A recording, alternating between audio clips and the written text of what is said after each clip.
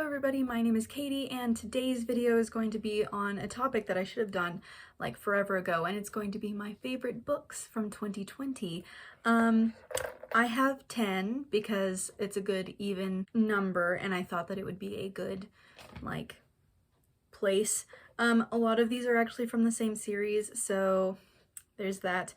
Please excuse the lighting, it is extremely dark outside and windy, and it has been all day, so we're gonna have to deal with the kind of yellowish light because it's all I've got.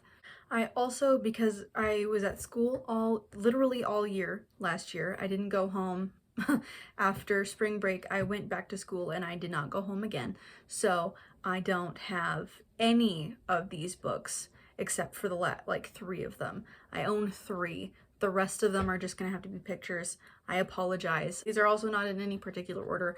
I just wrote them down how I looked for them. So I have 6 of these that are books and 3 graphic novels and then 1 manga. So I'll start with the books and then go and end at the manga because I only have 1 of them.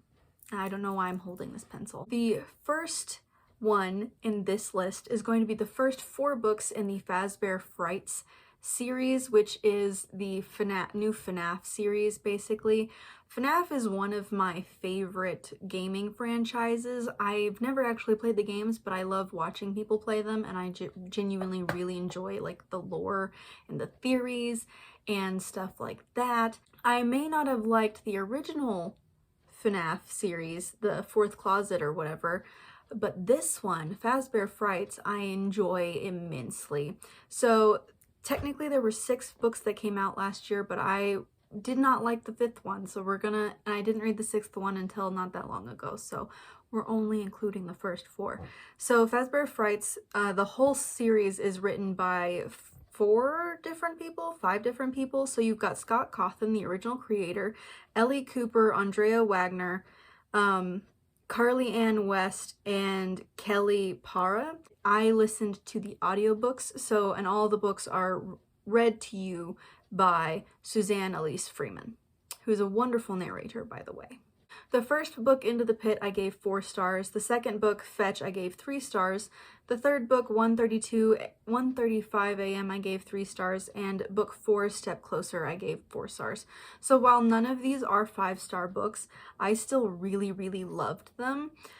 Each of them is an anthology. They have 3 short stories inside of them, and that's really why I couldn't give any of them 5 stars, and why the 2 3-star ones were 3 stars instead of 4 is because there's usually 1 at least in the 3 that I don't like, or not nearly as much as the others, and I try to round it. While they're not like 5 stars altogether, a lot of the short stories inside of them I really loved. They're just interesting. They're little horror shorts. I wouldn't necessarily say that they're scary in the sense, but you can definitely see like the eerie, the creepiness, and the weirdness of them is definitely indicative of the horror genre. And if you enjoy like Freddy's for any reason, I would suggest reading them because it gives kind of a more fleshed out vision of the world that Freddy Fazbear's lives in. Because they're all anthologies, I can't really tell you what they're about.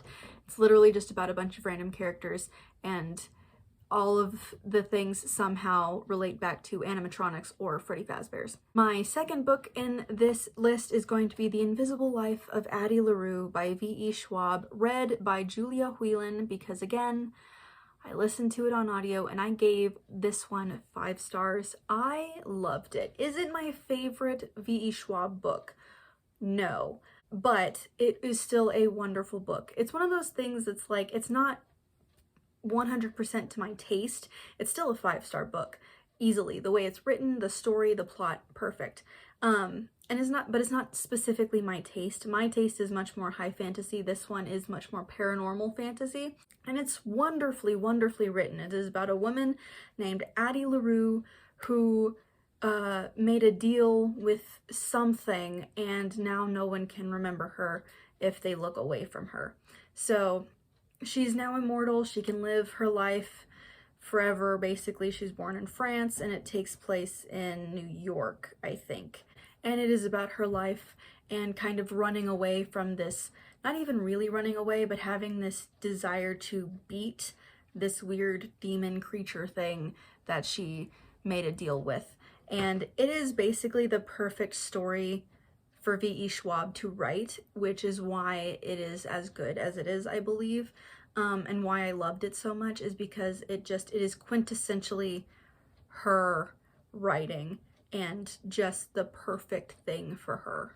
The sixth book, technically, in this list is going to be Atlas Shrugged by Ayn Rand, and I listened to it, obviously, and it was narrated by Christopher Hurt. This is kind of a controversial book. I gave it 5 stars, but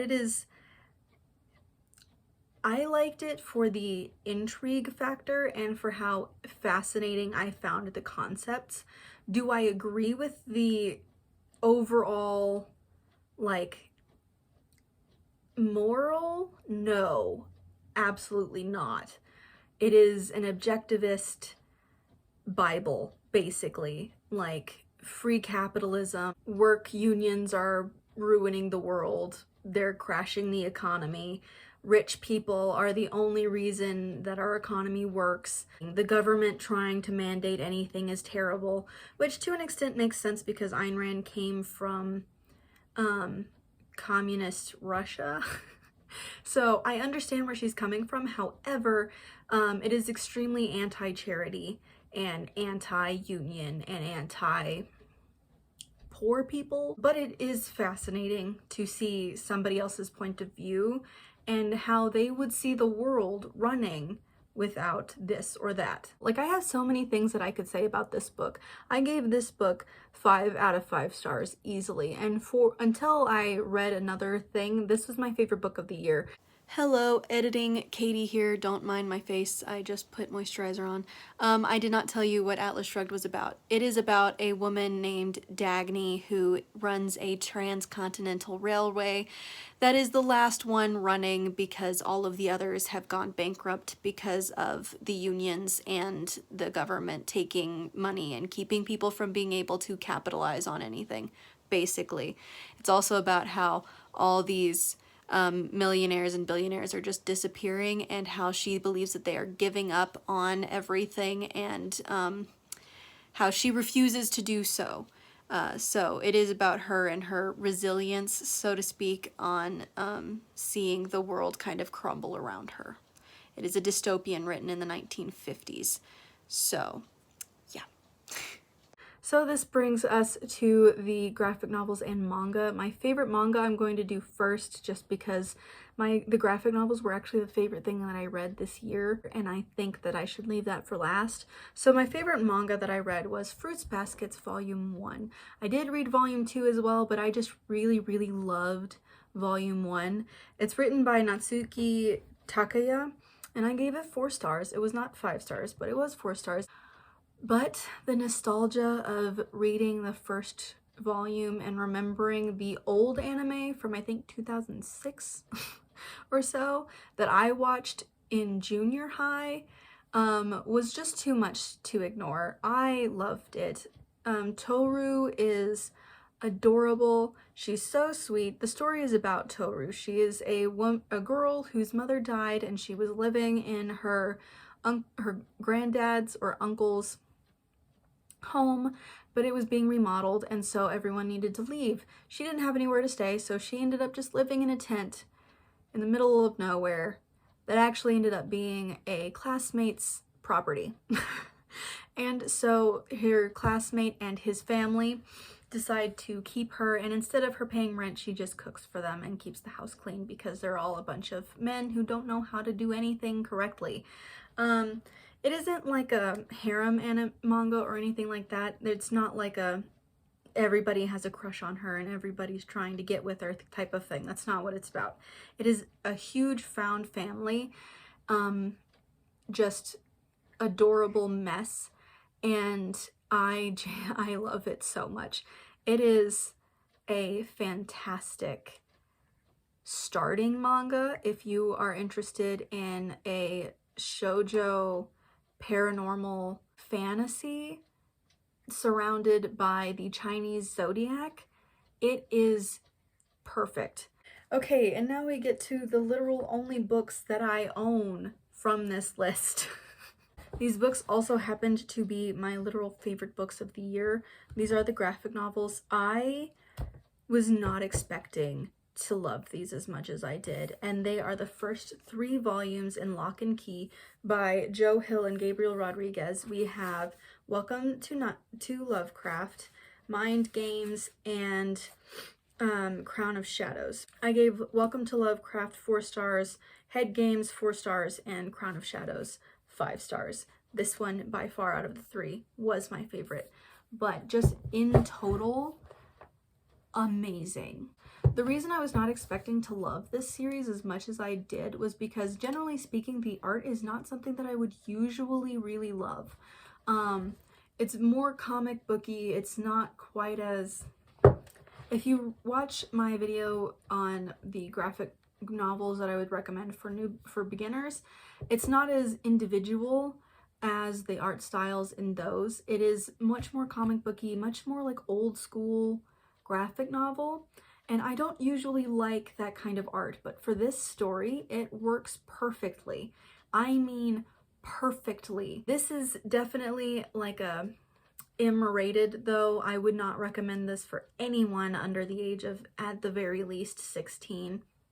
There's a lot of blood, and then there's some other scenes that I would not recommend for like younger audiences to read. And it is just a very, very dark graphic novel series. It is horror, but it's supernatural, and it's magic, and it's fantastic. I really enjoy all of the characters. I think that the villain in this is so interesting, and I love this story of like family and taking care of each other after having a horrible thing happen to you. So the story of Lock and Key is there are these 3 kids that and their mother who are renovating a new house to move into, I believe, and in that renovation they are their parents are attacked, and their dad is killed, and their mother is severely injured, and they move into their dad's family home where they find a bunch of magic keys, and they have to keep them safe from a dark entity that wants them. It's a wonderfully done story. The show is also very good. I haven't finished it. I'm on at some point, I don't remember. I haven't finished it. I'm probably not going to finish it until I finish this series, but it's still very good. Does it follow the series? No. Is it as good? No, but not because it doesn't follow. It's not. I would say it's not as good because I don't think the pacing is as well done. That's literally it. I just have a problem with the pacing. Everything else about it, even though it doesn't perfectly follow the series, is good, and I really enjoy it. So if you don't want to read these and you want to watch the show, you can. Just know that it's not exactly following the graphic novels. So those are my 10 favorite books of 2020. I did a horrible job explaining what they were, but at least you know now, and that's all that's important. Okay, that's all I've got for you today. Have a good evening, a good afternoon, or a good morning, depending on when you're watching this. And until my next video, I will see you all later. Happy reading. Bye. Why am I smiling like that? Looks weird.